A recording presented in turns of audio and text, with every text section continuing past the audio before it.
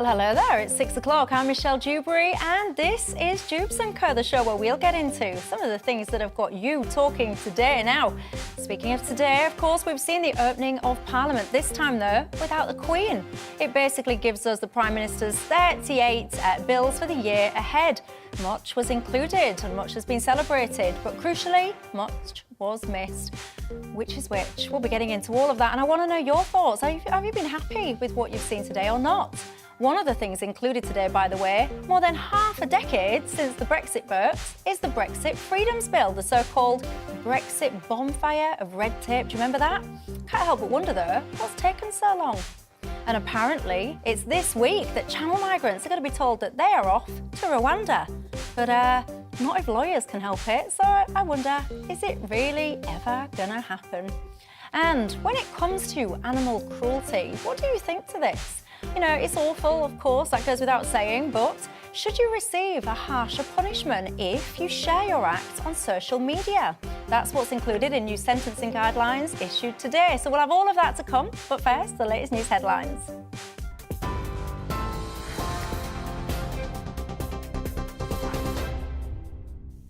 Michelle, thank you. The top stories tonight. The Labour leader Sir Keir Starmer has been saying the government isn't doing enough to address the cost of living crisis. MPs are debating the Queen's speech right now in the House of Commons. It was delivered today and it set out the government's legislative agenda. The government says they're prioritising the cost of living, with the Prime Minister acknowledging not everyone can be shielded from rising prices. Labour's Sir Keir Starmer, though, says the Queen's speech was a thin address from a government that's out of touch. This government's failure to grow the economy over a decade, combined with its inertia in the face of spiralling bills, means that we are staring down the barrel of something we haven't seen in decades, a stagflation crisis. This Queen's speech takes those issues head on. Yeah. And above all, we're tackling the economic challenges with the best solution of all, and that's an ever-growing number of high-wage, high-skill jobs, Mr. Speaker. Jobs, jobs, jobs. Well, it was Prince Charles who delivered the Queen's speech today at the state opening of Parliament. Her Majesty missing the traditional ceremony for the first time in almost 60 years. Buckingham Palace saying it's because of her episodic mobility issues. The event marks the beginning of a new parliamentary session and takes place in the House of Lords. Now, Sinn Féin's Vice President says the Northern Ireland Protocol is here to stay. Michelle O'Neill is urging the Democratic Unionist Party to respect the outcome of local elections and work together to form a devolved government. She's accusing the UK government of pandering to the DUP. Meanwhile, the DUP leader, Sir Geoffrey Donaldson, says his party won't join a new executive at Stormont unless the protocol is altered. The former Prime Minister Theresa May warned Boris Johnson not to vary her post-Brexit deal unilaterally. Now, a male nurse who filmed under the gowns of unconscious female patients at Sheffield's Royal Hallamshire Hospital has been jailed for 12 years. 51-year-old Paul Grayson also recorded staff using the toilet.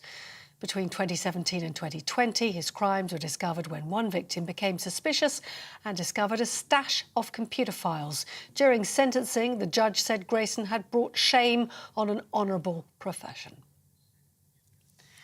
The Foreign Secretary says there is clear and shocking evidence that Russia was behind a series of cyber attacks in the run-up to the invasion of Ukraine. Liz Truss is promising severe consequences for Moscow over what she's describing as the deliberate and malicious incidents. British and US intelligence shows one of those attacks was on a communications company operating in Ukraine, and it took place an hour before Russia invaded the country. It was aimed at the Ukrainian army, but ended up hitting civilians in the country, as well as some wind farms in Central Europe.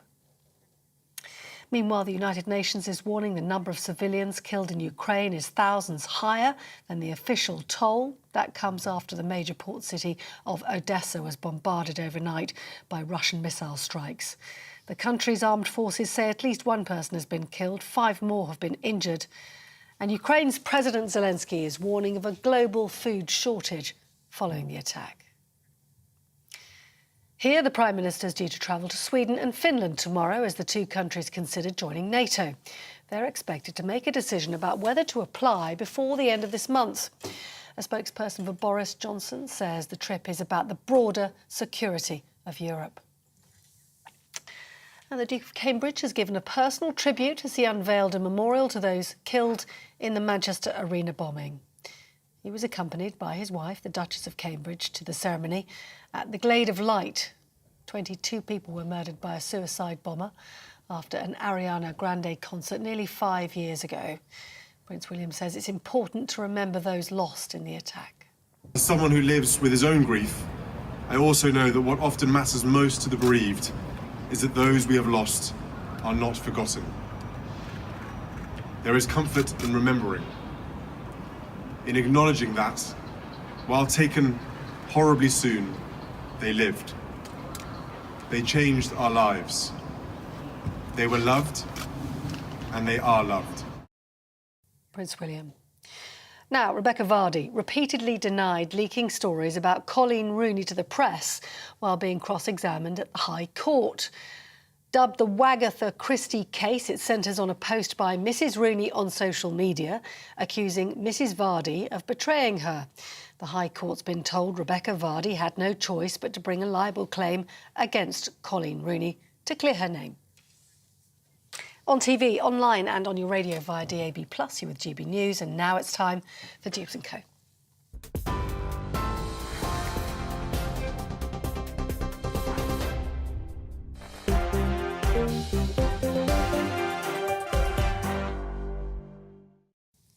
Thanks for that, Polly. Well, keeping me company here until 7 o'clock tonight. It's my panel. We've got Conservative member of the House of Lords and former advisor to Boris Johnson, Daniel Moylan. Also the leader of the Heritage Party, David Curtin, and Len Baker-Opick, who's a former Liberal Democrat MP. I say this often, by the way, but one of these days I'm going to commission a spin-off show, and it's all going to be about the commentary that we have here when we're listening to those news headlines, particularly you, Lord Moylan. You crack me up. You make me laugh. Hamble has been in touch with me, by the way. It's one of the first emails saying, Michelle, why aren't you talking about the most important story of the day, Wagatha Christie?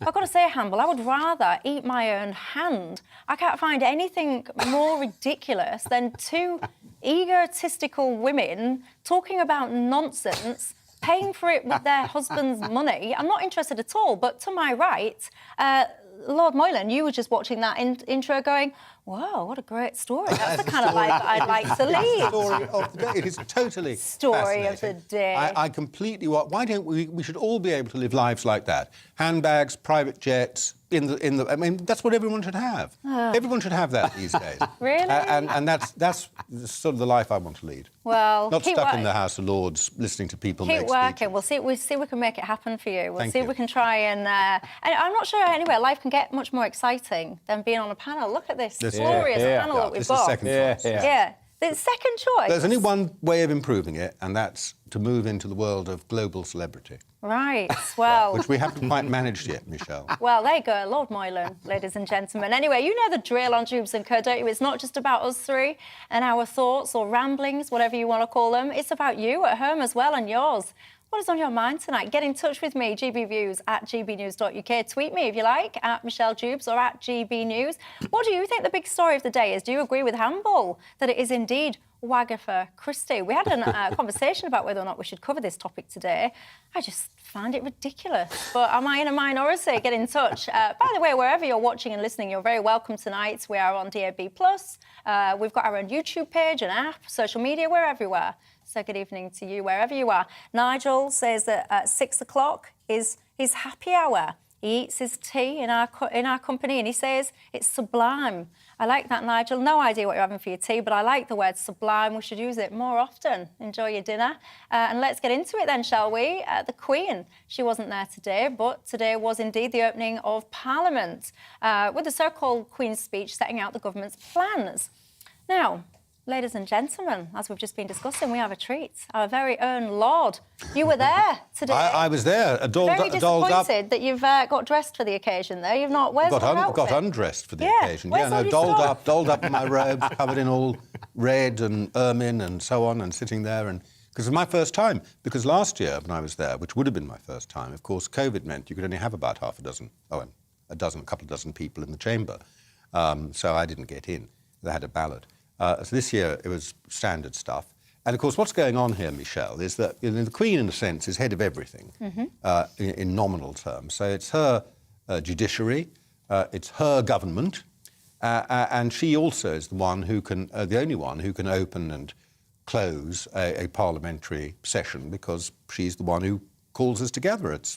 But by virtue of her calling us together, that Parliament actually exists legally. And so we have this traditional ceremony where at the beginning of each parliamentary session, usually once a year, the Queen comes along and she reads out what her government is going to do for the next year. Now, of course, all of this is actually written, every word of it is written by the government. You've got it here. We've got the speech, and what we've got here is not only the speech, but hot off the press this afternoon, I can't say I've read all 140 Use that camera pages, there, look, show it. This is the government's commentary on the Queen's speech. Look at how thick that is, the government's commentary on the Queen's speech, containing some details, not enough details, of all the bills that it's going to carry out, and you can get that on the internet, and it's fascinating reading, and I would stick into that. So get stuck into that. Let me ask you an honest question. Can I just hold this? Can I touch it? Honestly, 140 pages. Will you read all of this? No, I'll tell you what I'll do. When you're in the House of Lords or even in the House of Commons, because there are so many bills, 38 bills, you just don't have time to get involved in detail in all of them. So you have to pick some that you're going to say, these are the ones where I'm going to get a contribution, these are the ones where I'm going to get changes made, these are the ones where I'm going to be supporting the government. And that might come down to half a dozen or so that you're going to be a real expert in. And those are the ones you're going to focus on. So, for example, I'm very interested in the online safety bill, but there are bills in there to do with agriculture, for example, where I'm not I have nothing really to say about agriculture. I don't know one end of a sheep from another. So if I was making speeches in the House of Lords about agriculture, everybody would be very polite and they'd say, what's the point of listening to him? So there are other things where I really want to get stuck into. So you have to be selective. I will be selective, and I'll get into the detail on some and less so on others. Right. Well, there you go. By the way, it's a very kind of Lembic. It's a very traditional ceremony. I was watching some of it today. The whole black rod thing going on. I saw a picture actually that made me laugh. I don't know if I've got it to show you. You know, like are they called the maces or whatever they're called? Yeah. Look at that.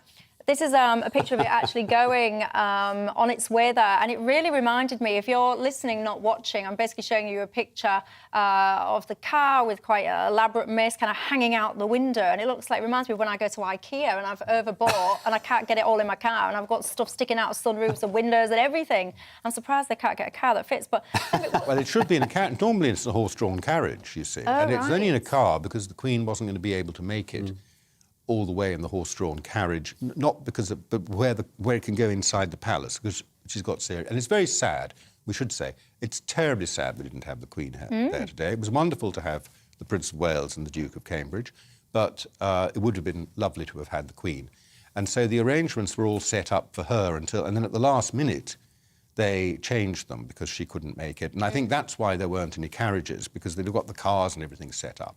But you're quite right. I mean, it's not normally done in cars. Normally you have this great procession down Whitehall with all the horses and the carriages and the troopers and so on. It's lovely to watch, but less so this year. But I've got to say, though, it has been criticised, by the way, some of the pomp and ceremony. I've seen a lot of comments online going, come on, we're all kind of struggling cost of living and you've got these displays of opulence. And I don't share that view because I think, come on, it's tradition, isn't it? It's a bit of fun. I'm glad young Lord Morland enjoyed his first Queen's speech. I did it about 15 times as an MP. Right. All the same to But you were standing in black below the bar, whereas we're sitting there in robes. We were the commoners. You're right. We had to stand behind the bar. And you're summoned up. Yeah. Like a no, we're not summoned. We're requested. You are so wrong. You're going down, mate, for that. There's all this history. Rivalry. He said the Queen demands the presence of the Commons. It's not true.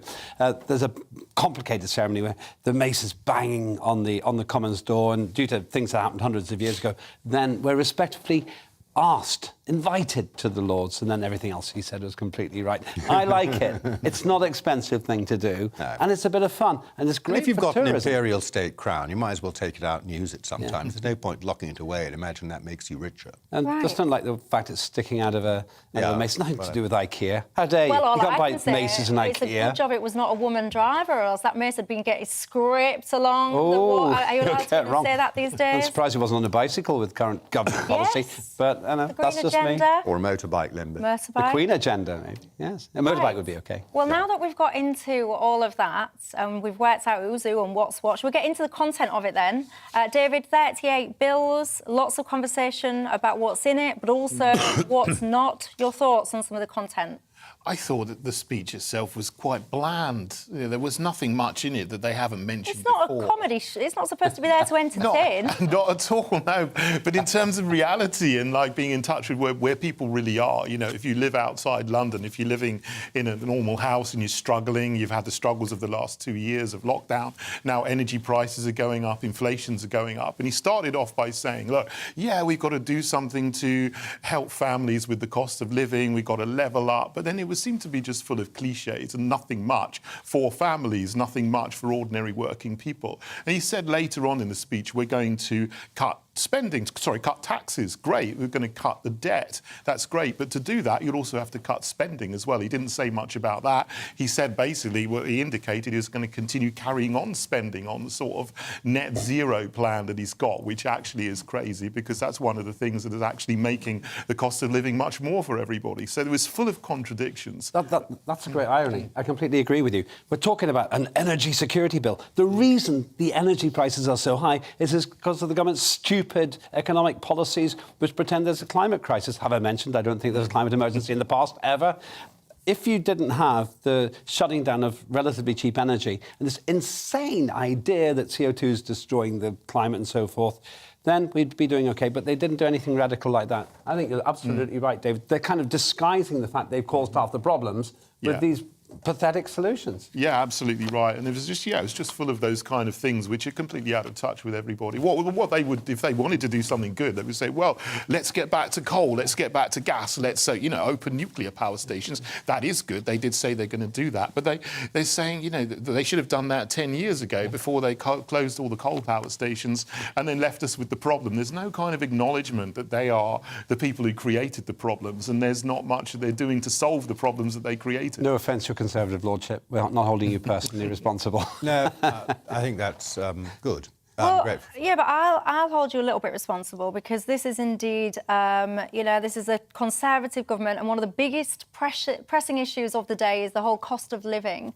I saw this wonderful little video that Boris and Rishi put up on their social media this afternoon saying, we've been listening to you, all these people saying what their concerns are, and actually cost of living, I think it's really neglected in this actually, and I don't think it's acceptable. I think there's something wrong, actually, with the Tories. It's almost like they don't seem to be able to relate to the struggles that people are having. And I've read this, and I find it great, Daniel, in terms of there's all this conversation about when it comes to the cost of living, essentially we're going to reassess in the autumn. I'm paraphrasing, but that's the gist of it. And for now, let's focus on economic growth. And I think that's excellent. I salute economic growth, and let's push for it.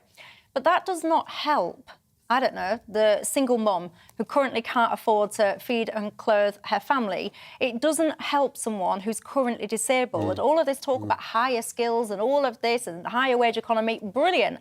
But in the here and now, it's lacking, in my mind. Well, I agree with you to some extent. There's a degree of dissociation. Any Queen's speech contains a large list of bills, and it starts off saying, our vision is this. But then when you look at the details of the bills, many of them are things that actually any government could have done in the past. They're things that civil servants say need to be done to modernise something. They don't always necessarily hang together. So we start off with a great statement, which I agree with, about the economy and economic growth and jobs, high-quality jobs and things like that.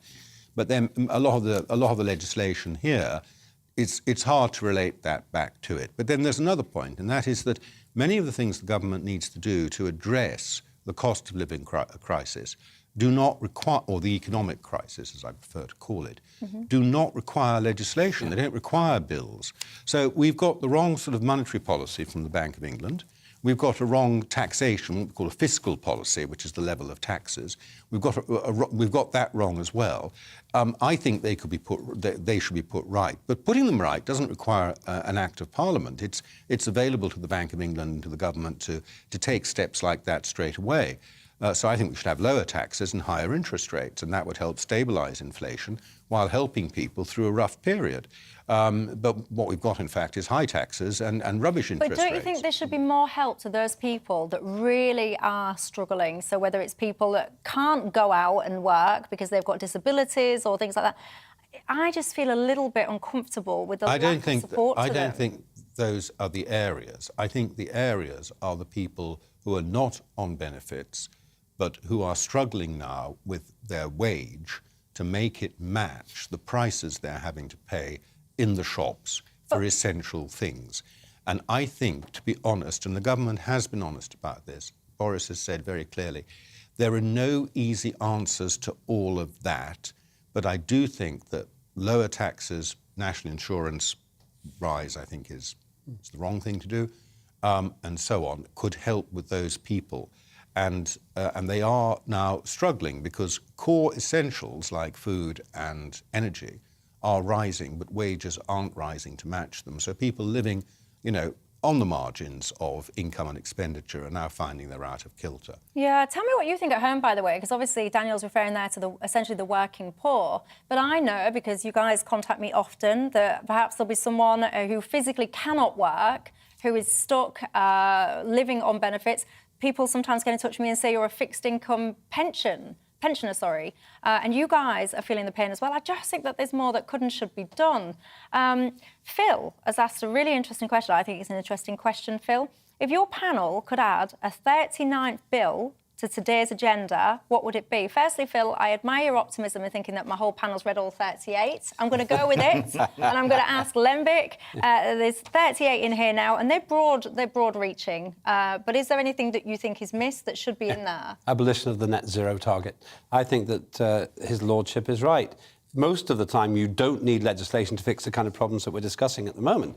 You just need to have proper policies. And with taxation, you don't have to change the law. But this ridiculous net zero bill, net zero promise, this legislation which has been previously introduced, is what's causing the massive price hike in energy. And so if you abolish that, in other words, repealing legislation, and remember, the Conservatives keep talking about repealing legislation, but then they've got tons of stuff which increases it here. The idea of having 38 bills and bragging about it is exactly the opposite of a deregulating government should do. So I would have something to repeal that and let market forces decide energy prices without having these incredible subsidies that even the poor, especially the poor, suffer from. That's what I would do. So get rid of the climate stuff? Yeah, get rid of the climate stuff and actually also have a proper free trade mandate to make the government have to do a proper deal with the European Union. David? Yeah, I completely agree with Lembit there about getting rid of net zero, but that would mean repealing an act. I think you need to repeal the Climate Change Act 2008 and you need to come out of the Paris Climate Agreement. I'd agree with that. But on top of that, I'd put in a freedom bill rather than the online safety bill, which is going to restrict freedom and restrict freedom of speech. And you're going to have all these kind of things where speech that is legal but harmful will be taken off social media. Speech that is considered misinformation or disinformation, whatever that is. Who knows what that is? And that could land you in prison. It could get you a fine or something, could get you no platformed. Instead of that, I put in a freedom bill to actually reaffirm and assert freedom of speech and freedom of assembly and freedom of protest on all of our fundamental freedoms that we've seen taken away over the last 2 years. And this government is doing more to take away our freedoms with the online safety bill. Yeah, they're going to have a director for freedom of speech, by the way, who's going to help in universities. This is all about the freedom of speech, and they're platforming voices that some students might not like.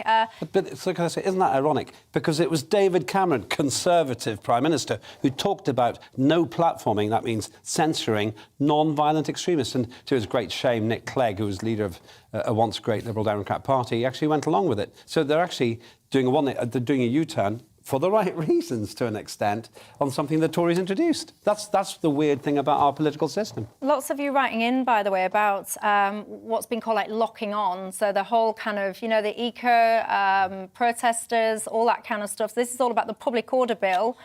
So what they're saying now is a new offence of locking on is going to be created. So if you go off to one of these protests, it's giving you the right, by the way, to be searched. So if you've got something like a bike lock on your presence, you can get into trouble for that. But how random? How are you going to prove that that is actually someone's intent to do things like that? By the way, this kind of locking on thing, all about this bringing infrastructure to a halt and all the rest of it, this was, they tried to put this through in January, didn't they? And it was blocked by Labour, with the House of Lords. So they've revisited it again today, haven't they? And that is a popular bill for my audience. They're liking that one. I like it too. Yeah. I think it's ridiculous that a small number of utter lunatics who think the end of the world is nigh. I mean, we used to have these people with sandwich boards going up and down Oxford Street, but they didn't actually interrupt it. They were perfectly peaceable and just slightly odd characters. Now you've got these people who think the end of the world is nigh, the world's about to come to an end if we don't do something, and we've all got to have a crisis about it. And for that reason, they not just think that, they can actually totally disrupt people's travel, their jobs, their getting to work.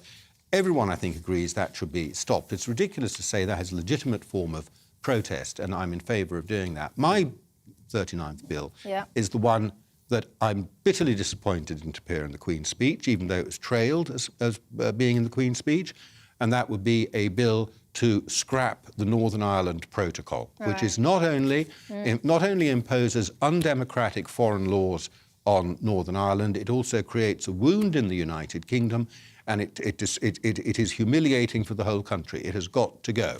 And that should have been a key pledge.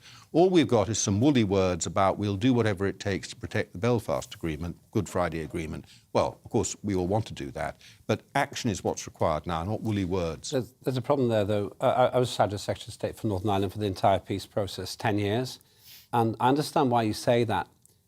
It's really hard to see how you could take that away without potentially restarting the Troubles. I think the problem here, by the way, O'Neill, who's in charge of Sinn Féin, legitimately is First Minister according to the rules. I think the problem is back to this Brexit situation where we've got a boundary, which was never intended to happen, down the Irish Sea. That's the failure of the government. Well, yeah, but that's the Northern Ireland Protocol. Now it's time to put that right. Well, Get rid of it. Gentlemen, hold your horses, my friends, because we're going to do a whole segment in just a second about Brexit. Sorry. You know, remember the bonfire of regulations and red tape? We were promised that, wasn't we? We're going to be looking at that over, well, just a little bit after the break. Also, one of the things that I thought was interesting and missing today, there was lots of kind of responsive speech in here, responding to current issues. So, you know, the PNO thing, there's something in there that would help with this. Obviously, we've just been talking about climate activists, something there that would help with this. But there wasn't anything really that specifically focused on the migrant crossings over the Channel. There's bits and pieces around human rights bills and all the rest of it, but I find that quite fascinating, and we'll be looking at that a little bit more in the programme. So for now, we're going to take a quick break, and I'll see you in a couple of minutes.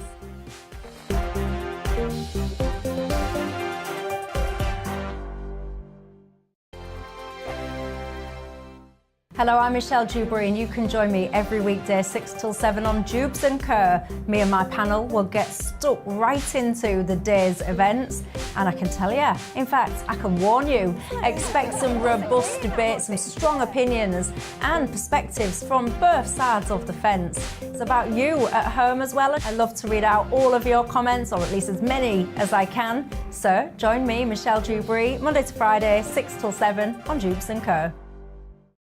On radio, they call it the drive time slot, 4 p.m. until 6 p.m.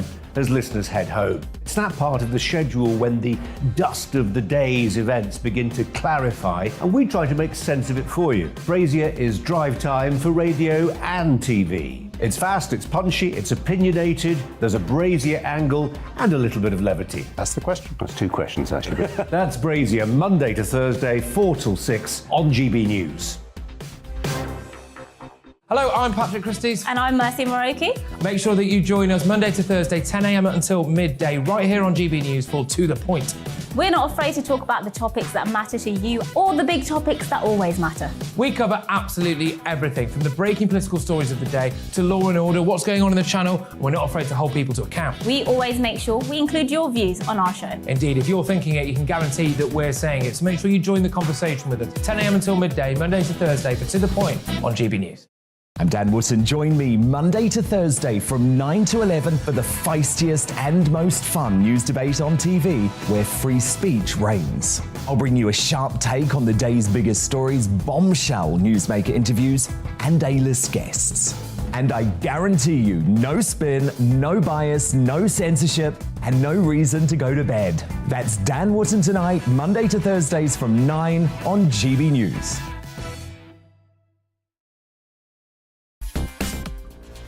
Coming up on The Mark Steyn Show. The vax scandal continues, but those in power remain silent.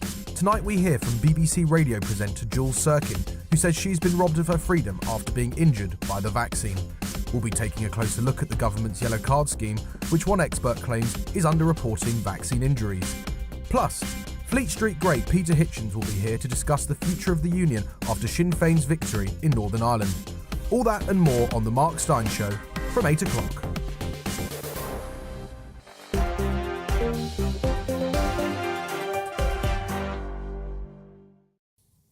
Hello there, I'm Michelle Dewberry and this is Dewbs Co. Welcome back. My panel tonight, a little reminder in case you've just joined us, Conservative member of the House of Lords and former advisor to Boris Johnson, Daniel Moylan. Also the leader of the Heritage Party, David Curtin, and Lembik Opik, who's the former Liberal Democrat MP. George has just emailed in.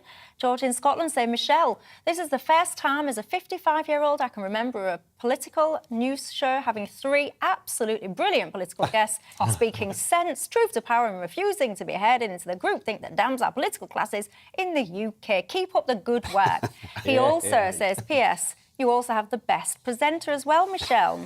George, I made that last bit up, I'll admit that. The first bit about you 3, he definitely said. The bit about me, I might have used my little artistic licence there. Anyway, Seabrook says, Michelle, about that last conversation there about the state opening, it is not the government's job to look after everybody. I'm retired on a small pension and I have to budget. They say people need to budget their income better or get help. But you see, the clue is in the last part there. It is the help that many will say that those most in need are not getting. Keep your thoughts coming in, GB Views at gbnews.uk. Now, one promise in the Queen's speech we've just been referencing there is to seize the benefits of Brexit. The Brexit Freedoms Bill aims to remove red tape imposed by Brussels and assert the sovereignty of the UK Parliament. Got to be honest, though, this is more, I would say anyway, more of a kind of legal thing. It's quite complex. There's no real details as yet as to which rules will be scrapped. Many say all of this, though, is quite long overdue, not least because, of course, the Brexit vote was over half a decade ago. Can you believe that? Half a decade ago, all that went on. Anyway, start with you, Lembik, your thoughts. Well, there was something called the Red Tape Challenge run by Grant Shapps, who now runs the Department for Transport, and he actually had some success in getting rid of some red tape. The thing is, that's not the problem with Brexit. The problem with Brexit, plain and simple, is that while we're meant to be free from a lot of European legislation, we're also incarcerated when it comes to exporting things into the European Union. Now, the EU loves that, I think. They want to punish us so that places like Italy and Greece don't follow suit and have their own exits. But the one big failure of Boris Johnson, I think, more than anything else, is he didn't get a free trade deal. That's why we've got problems with the Northern Ireland Accord, where the border's going ever closer to forcing a united Ireland. And that's why, if you ask anybody who exports, anyone who manufactures and tries to get into the EU, they're being punished for this. Boris should have sorted this out. For that, there could have been legislation. Now, I think that the European Union has totally mishandled the UK by punishing us like this, but there's no getting away from the fact I don't think the Tories have proved that they can actually make the relationship work across that channel when they said they could. Daniel? Well, first of all, we do actually have a trade deal with the European Union. It's called the Trade and Cooperation Agreement. It's the most comprehensive deal they've got. It's got the only one with zero tariffs, zero quotas and so on, all that. But actually, I think that's completely wrong. What Lembit really wants is for us to get back into the single market. No, that means we will be subject to their rules. Don't. Because, of course, it's obvious that whatever happens, as long as we're outside the European Union, if we're selling something into Europe, we have to make it to match their standards, just as if we're selling something to the United States, we have to make it to match US standards. And that's just how business has to operate. We operated that way before. We made things according to European standards because we were in the single market. But if you were selling to America, you had to make it to American standards. The other thing is trade deals are hyped up, talked up. Everyone thinks they're magic. They're not magic. No government has ever made its country rich by entering into a trade deal. If you could do that, we'd have them all over the place and everyone would be richer. The fact is, the European Union only wants to do deals with its near neighbours if it's in control, and that's why we walked away, because everything we wanted to do to put into that deal, which was additional, they said, well, of course we can do that, provided you accept your subordinate status and you accept our rules. There's no say for you. Just to be clear, just like Norway. I am not trying to get us to go back into the European Union. To be absolutely clear, that's not my agenda here. What I am saying, if you try to export things, I've tried to export things into the EU, you get killed by delays and tariffs. That's killing manufacturing. I know a whole bunch of... Do you blame all these delays on Brexit? No, I blame these delays on the British government. I think it was avoidable. Now, you might say, Daniel, that I'm wrong about this. And I don't know where David's answer. But what I'm saying is that people are now moving, companies are moving their manufacturing into the EU out of expedience because they simply haven't got a way to economically export from the UK. And I think that was avoidable. I'd agree with that. If you join a customs union, as we did in the 1970s, you join a customs union, you will always do more trade with the other countries inside that customs union. And if you leave a customs union, which we've democratically voted to do, you will inevitably do less trade with them. What is the surprise about this? We voted for this, and quite rightly too. The problem is, I think, Brexit was not done properly. I mean, we should have come out with no deal, and then we could have made a free trade agreement after that. Well, what we did, we got the worst of both worlds in a way. So we're still beholden to a lot of EU regulation. And the question with this is, now Boris is saying, or the Queen's speech is saying, that we're going to have this bill to cancel some of the regulation. But why wasn't this not done 2 years ago, straight after we came out of Brexit? Because of the pandemic, I think it's fair to say. This is a big thing. The background here is that we all love Brexit, we all love freedom. So you might think this Brexit freedom bill... Look at these two faces. ...must be... Well, I mean, but there are very few non-Brexiteers now. So a Brexit freedom bill must be fantastic. But actually what this bill is really about is something called EU retained law. Because when we were in the European Union, EU law trumped any British law. And when we came out, that was this legal situation. And when we came out, we left that position that existing EU law trumped existing British law. It's called EU retained law. It has a higher status than laws made by Parliament. So the first thing this bill is going to do is scrap that.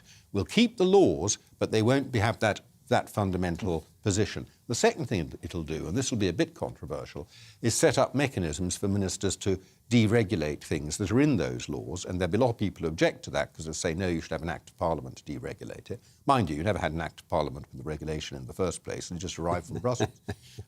So they're going to do that. But what they're not going to do in this bill, this is the disappointment, in my view, I'm guessing, but I'm pretty sure I'm right, is they're not going to set out a whole load of regulations and scrap them. This is a mechanism to allow them to scrap them once the bill's in place, and they'll go through them one by one and decide what to do.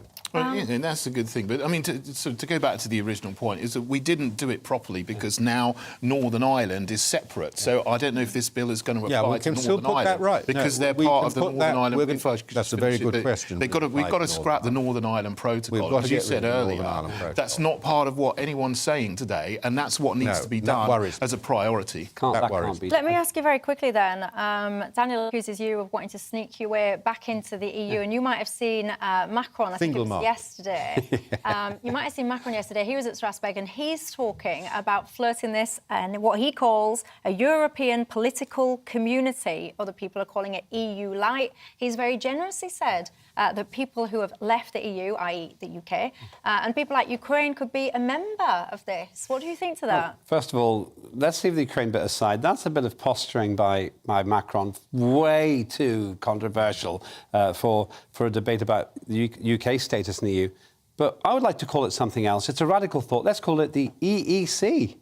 That worked quite well. And I have to say, I tend to agree with what Macron said. To be clear, I'm not trying to worm us back into the European Union. I happen to agree with what Daniel said. I think the EU became overbearing. I did vote for Remain, but now I can see that the way the EU's misbehaved ever since then, even trying to steal our vaccines at one point, which is unforgivable. And you they've must misbehaved. concede, because it is, when people say, well, how's Brexit going? I think that's quite unfair, because as we just alluded to, there's been this pandemic and all these kind of things that are outside of anyone's control. But actually, many people will say that Brexit gave us the freedom to respond independently, navigate our own course through various things like the vaccine programmes and things like that I would say, because I was a passionate Brexiteer, and one of my primary reasons was I think that it's for you as a country to have sovereignty over your own decisions and your own path forward. I voted Remain at the time for pragmatic reasons, because I'd underestimated the venom with which we'd be punished by Brussels afterwards. But in a sentence, I can answer to what you said there, Michelle. It's not the fact we left the European Union that's the problem. It's like David said. It's the way we failed to capitalise on afterwards. And Daniel actually said his disappointment. I don't know if all three of us agree on this, which would be a second amazing consensus here. I think that a massive opportunity has been missed. We should be getting rid of hundreds of regulations. And I do disagree with Daniel on this at this point. I think we could have had a much better trade deal if we'd done what David said, we're leaving, now we're talking, because you need us as much as we need you on some limited areas. When it was the whole WTO thing, is that what you're talking about? You would have gone to that? That's the idea of no deal, which a lot of people would say, that's the thing to do, that's the way to do it. Called it, if I remember rightly. No, there's never going to be a cliff edge. Let's have a cliff edge in Ukraine.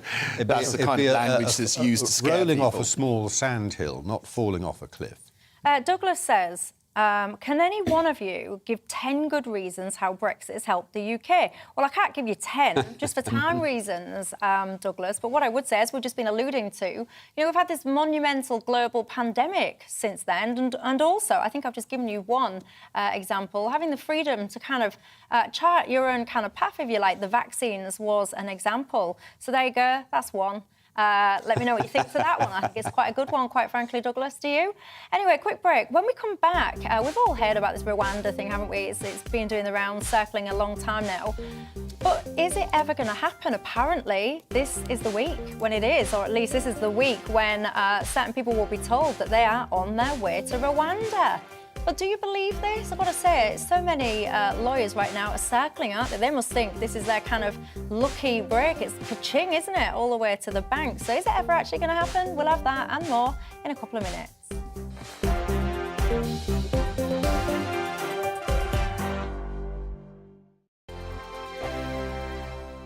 Hello, I'm Michelle Dewberry, and you can join me every weekday 6 till 7 on Dewbs Co. Me and my panel will get stuck right into the day's events, and I can tell you, in fact, I can warn you, expect some robust debates, some strong opinions and perspectives from both sides of the fence. It's about you at home as well. I love to read out all of your comments, or at least as many as I can. So join me, Michelle Dewberry, Monday to Friday, 6 till 7 on Dewbs Co. On radio, they call it the drive time slot, 4 p.m. until 6 p.m. as listeners head home. It's that part of the schedule when the dust of the day's events begin to clarify, and we try to make sense of it for you. Brazier is drive time for radio and TV. It's fast, it's punchy, it's opinionated, there's a Brazier angle and a little bit of levity. That's the question. That's two questions, actually. That's Brazier, Monday to Thursday, 4 till 6 on GB News. Hello, I'm Patrick Christie. And I'm Mercy Moroki. Make sure that you join us Monday to Thursday, 10 a.m. until midday, right here on GB News for To The Point. We're not afraid to talk about the topics that matter to you, or the big topics that always matter. We cover absolutely everything, from the breaking political stories of the day to law and order, what's going on in the channel. We're not afraid to hold people to account. We always make sure we include your views on our show. Indeed, if you're thinking it, you can guarantee that we're saying it. So make sure you join the conversation with us, 10 a.m. until midday, Monday to Thursday, for To The Point on GB News. I'm Dan Wootton. Join me Monday to Thursday from 9 to 11 for the feistiest and most fun news debate on TV, where free speech reigns. I'll bring you a sharp take on the day's biggest stories, bombshell newsmaker interviews, and A-list guests. And I guarantee you, no spin, no bias, no censorship, and no reason to go to bed. That's Dan Wootton tonight, Monday to Thursdays from 9 on GB News.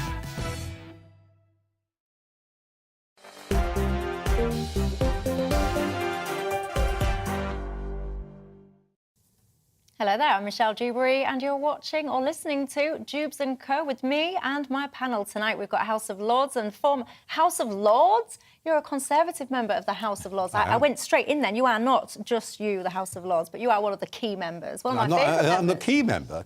I am so unkey. Yes, I'm so lost on the back benches. Nobody knows who I am. Oh, we know who you are. We know who you are. Anyway, we've got Daniel Moylan. We've also got leader of the Heritage Party, David Curtin, and Lemby Kirkpatrick, who is the former Liberal Democrat MP. I do find it quite interesting, though, because you're all from quite a different kind of spectrum politically, aren't you? Yeah. And we're managing to find some agreement here, some common ground. We might need to go for a lie down afterwards. What's happening to us? We should form a government. You could be the Prime Minister, Michelle. Me? Oh, God, you're I'd vote for you. Yeah, no, goodness gracious me, no, thank you. I like sitting here commentating instead. April says, Michelle, you've asked what my 39th bill would be. Mine would be that your show is extended to 2 hours and on a Saturday and Sunday too. Goodness me. I like you, April, but I don't like you that much. I like my weekends as well. Anyway, Martin has been in touch about the whole cost of living thing we've just been discussing, saying that the high-wage, high-skill economy is only for the few. He says too many jobs going around that keep the economy going, actually, are incredibly low income. Interesting. We're going to talk about the whole Rwanda thing in a second, and hopefully we'll have time before we go to talk about child abuse, because there's new sentencing guidelines today that basically say, in a nutshell, if you abuse an animal and you share the content online, you get a higher sentence. Angie says, Michelle, this is a huge business. People are posting these things to order, so please, panel, don't trivialise just how much this legislation is needed. Well, hopefully I'll get into that in just a couple of minutes, Angie. But for now, the first group of illegal migrants to be sent to Rwanda under the government's new scheme will be told that they're on the list to go this week. But they're not going to be on a flight anytime soon, with Home Secretary Priti Patel blaming, I quote, specialist lawyers for the delay. What do we think to this, David? There's a lot of frustration. I mean, there's all mixed views about the Rwanda thing anyway. Let's just park for now that and look at, is it actually going to happen? It doesn't look like it, because I think this was announced at the start of the local election campaign to give Tory voters a bit of red meat so that they would attract them back to vote for them, given their terrible record and stuff over the last couple of years and so on, that people are very frustrated. But, you know, she's saying today the first people are going to be told in a few days' time.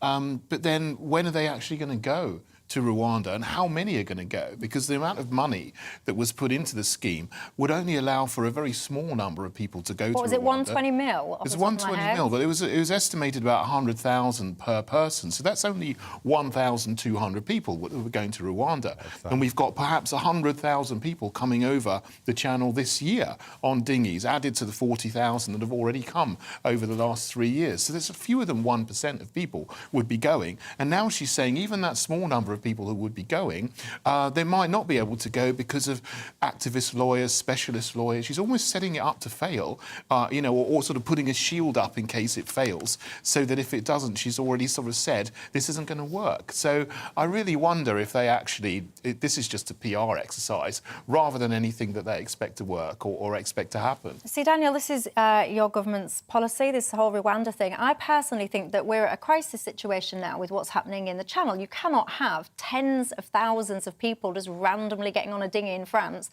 being picked up halfway along and put into hotels in the UK ad infinitum. It's ridiculous. I would say that emergency legislation, whatever is the right terminology to allow this to happen, should have been put in place a little while ago.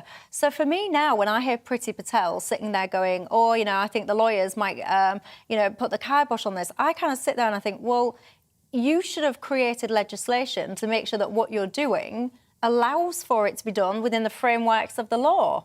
Am I wrong? I think David is being utterly cynical and wrong about this. Look, this is an experiment. It's an experiment to see if we can help crack the problem, or if this will contribute to cracking the problem. And it's important to know what success will look like. The policy will have failed if nobody ever goes to Rwanda, but the policy will also have failed if 10, 15, 20,000 people go to Rwanda, because that's neither sustainable nor affordable. So the policy has to work as a deterrent. Yeah. It's got to stop people coming because they believe it's really going to happen. And why pay your money and find yourself in Rwanda? Because these people have got money, they're paying money to come across. Why pay your money? And maybe you should rethink about what you're doing. Now, in order to get it to happen in the first place, it is inevitable that the first cases are going to be challenged in the courts, not because of acts of Parliament, but because of human rights law. Now, you might say we should abolish the European Convention on Human Rights. I don't happen to agree with that, or left it, but I don't happen to agree with that. But it's inevitable they're going to be challenged in the courts. And then once you get over those early challenges, you will establish some case law about it, which means the later ones go through more quickly because the opportunity to challenge them in the courts gets narrower and narrower. So it's got to be made real. It's got to be made something which people believe is going to happen to them. And it's got to have the effect, not of sending thousands of people to Rwanda, but of stopping thousands of people from thinking, this is my chance. It may not work, but it's important to know what working and not working actually look like. Agreed. Lembe, where do you stand on all this? I think that the three one-sentence responses. Number one, this is a 1% hit rate for the people who are coming over, I estimate. So he's still got a 99% chance of not going to Rwanda. What's That's not 1% hit rate? Well, I personally think 100,000 people are coming into the UK. Well, what's the 1%, though? If 1,200 people are going to Rwanda... Well, who said 1,200 people? Well, how many people do you think are going to go to Rwanda, then? I don't know, but 120 million isn't... that's not the cost of the scheme. The cost of the scheme, that's the money paid to Rwanda. That's completely wrong, the way you've interpreted those figures. OK. So I don't know how many are going to go to Rwanda, but the important thing is that enough people think they might go to Rwanda. Yeah, hold on a second. They land here. I'm sitting on the French side of the channel thinking, they've budgeted for about 1,200. I'm going to take my chances.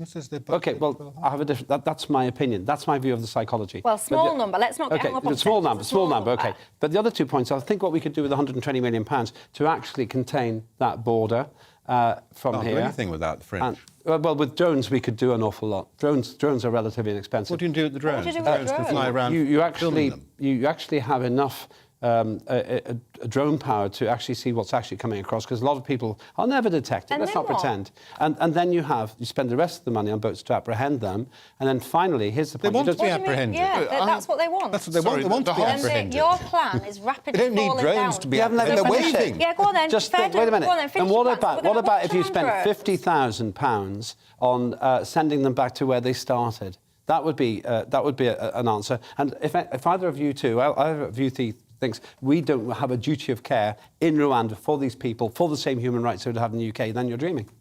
Well, the first thing is, if we were to... The difficulty about sending them back is what we've been trying to do, where they started, and they destroy their papers. It's not always possible to establish... They routinely destroy their papers. It's not always possible to establish where they've come from and so on. So that creates all sorts of difficulties. So sending them to a safe place like Rwanda is the thing. I'm not claiming this is necessarily going to work. I think it's, as I said, an experiment. It's an attempt to make something work.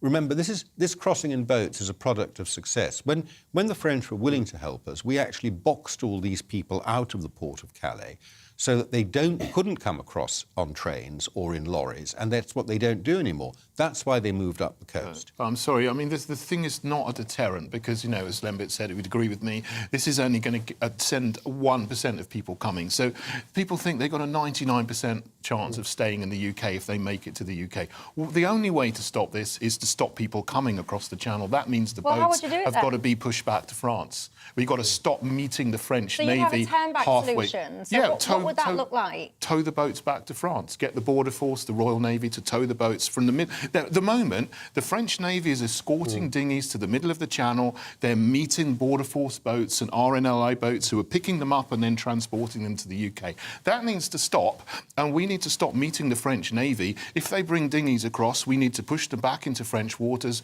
or even get a tow line and tow them back to the French beaches. They may not like that, but that's the only way to stop it. Do that for a couple of weeks. People will stop coming because then they'll see, well, we're not going to get to the UK in the first place, so we're not going to be able to stay. They'll stop trying. You can only do that with French cooperation. But we can afford that. £120 million will buy a lot of cooperation. Yeah, but hang on, because we say, I just want to be clear here, because we're saying like £120 million like it's an absolute small fortune. Far be it from me to issue a quick reminder here, but we, as of the start of February, I think it was, were spending almost £5 million a day putting people up in hotels. So when you say 120 million, off the top of my head, now I might show myself up here when it comes to my maths, but that is about a month's worth of hotel bills there or thereabouts, give or take. Yeah, okay. So 120 million pounds, when it comes to the context of this particular issue, it's chicken feed. I know, don't all start shouting at me about the cost of living and all the rest of it, because I'm not making that point. I'm making the comparison point about what we spend, which we knew of, by the way, at the start of Feb. Look at the numbers that have come since then, so I suspect it'll be a lot more than that. Anyway, I'm getting so into this conversation. I've forgotten to talk about animal cruelty, so I'm going to save that one for tomorrow. And B, I've just noticed the time. So you know what? Let's agree to disagree, chaps. That's we're allowed to do that in a free society, aren't we? We'll park it there. You guys. I was just about to say, you guys, what do you think to the next topic? But no. Thank you very much for your time. Thank you very much to my panel. Nigel Farage, you are up at 7 o'clock. What have you got for me? Well, today was the Queen's speech, of course, and much of it, I think, was just a rehash, actually, of the 2019 manifesto. I'm asking the question, were you inspired by the Queen's speech? Because they've promised the government to turbocharge the economy. I'll be joined by one group who think much of it is good, another group who feel targeted by it. And I'll be joined on Talking Pints by the former chairman of the press lobby just a couple of years ago, a man who, for The Telegraph, has written acres of newsprint about me. His name is Chris Hope. I'm looking tonight on Talking Pints to get my own back. But before all of that, let's go to the weather.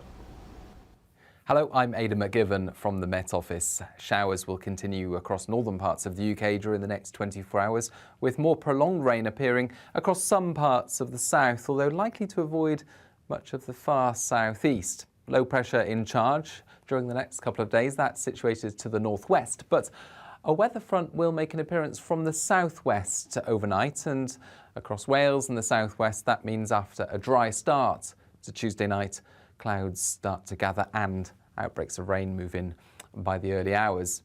Showers, though, continue for Scotland, Northern Ireland and parts of northern England, on and off bursts